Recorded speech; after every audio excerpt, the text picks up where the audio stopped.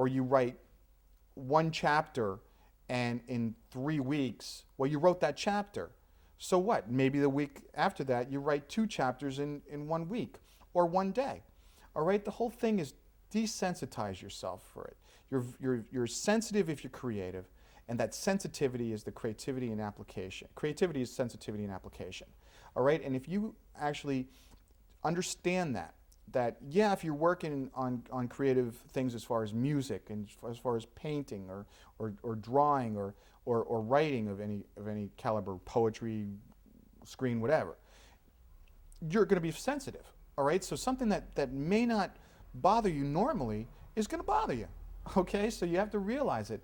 So there's many examples that I've had where pretty much very quickly is that the one person that said one negative thing to the 100 that said something positive just flipped me for 3 days.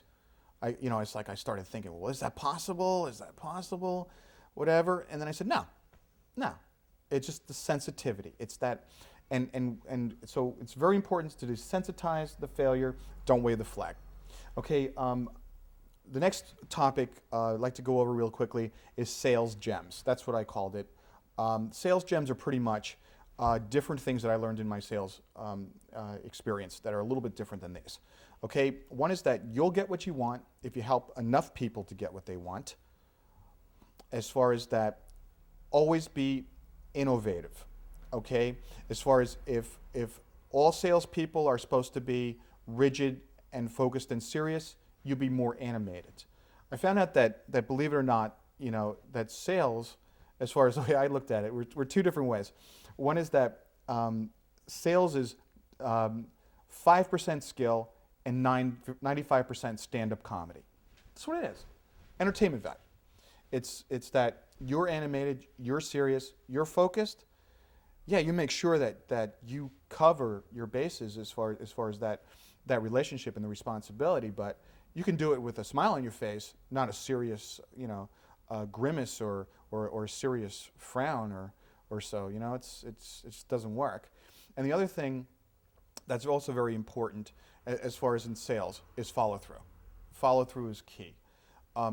Any sales environment, you have to have follow through. Okay.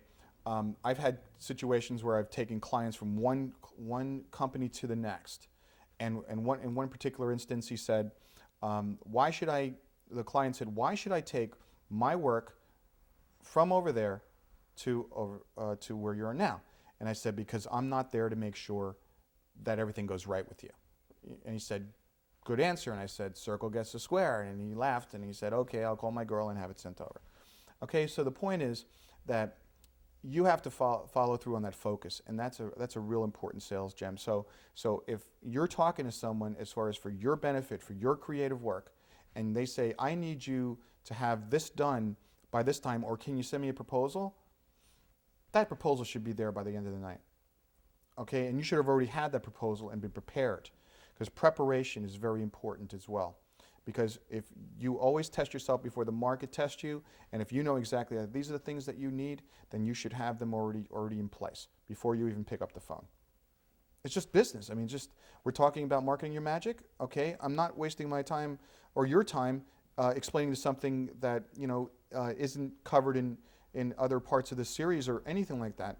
I'm focusing on what anemic areas I've seen people fail in, successful formulas that I've utilized for your benefit. Okay? All right. Making lists versus context. Okay. I know certain people that they're very goal-oriented, and that's wonderful. All right? But if you make a list of 50 things on that list, okay, but you don't actually make calls or get the work done, or actions like, oh, well, I mapped out for the next 3 years as far as which creative projects I'm working on. Well, that's great. Well, what about the projects that you already have done? What about what are you doing with those? Why aren't you making phone calls with that? I say make a short list. I usually make a monthly list.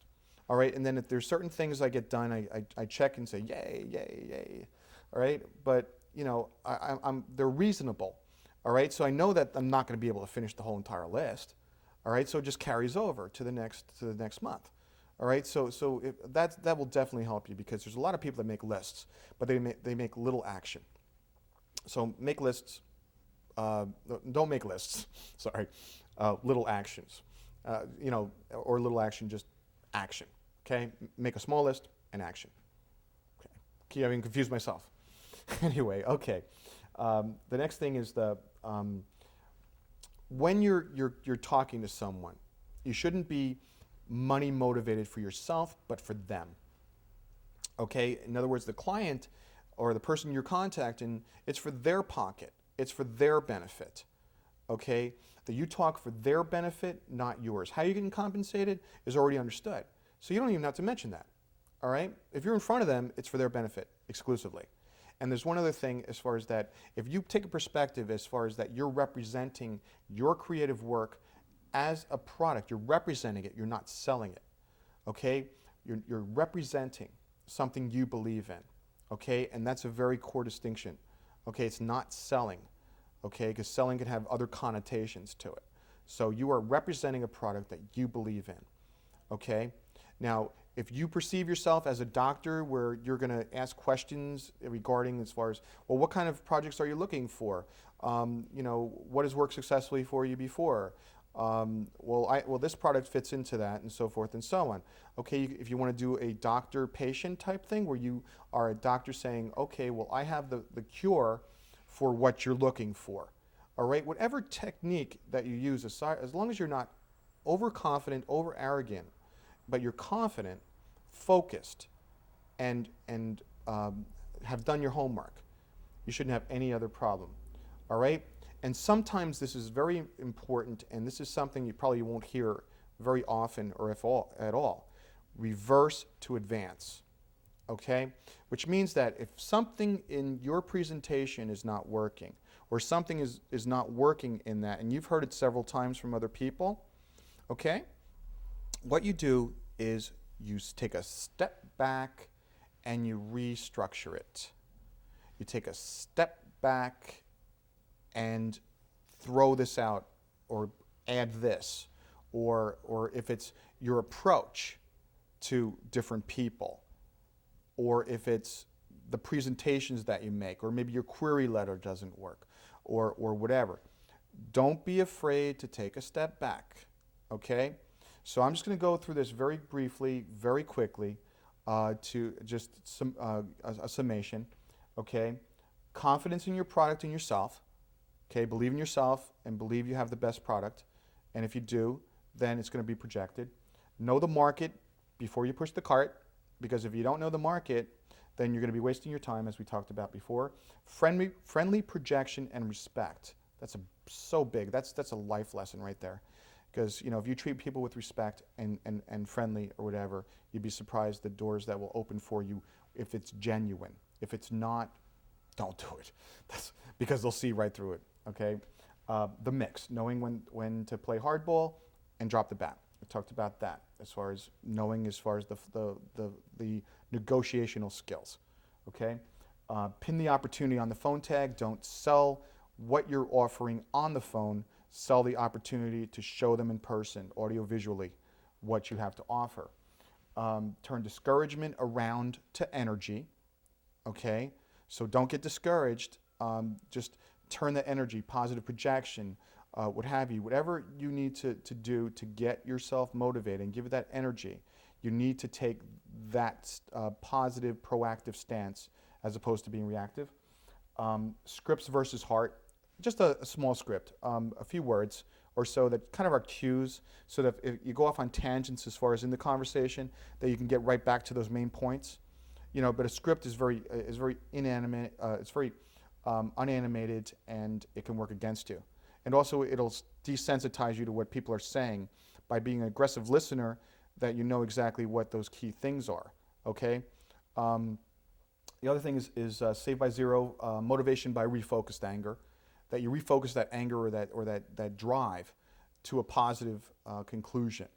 Okay, a lot of people have changed the world by taking that anger of something they experienced in their childhood or something that they've experienced in their life or someone else's life, and that took that and refocused that anger.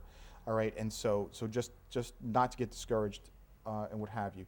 Desensitize the failure and don't wave the flag.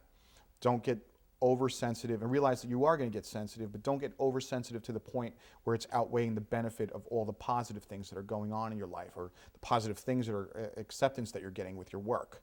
All right, so that's very important. Sales gems, as far as that, you'll get what you want if you help enough people to get what they want.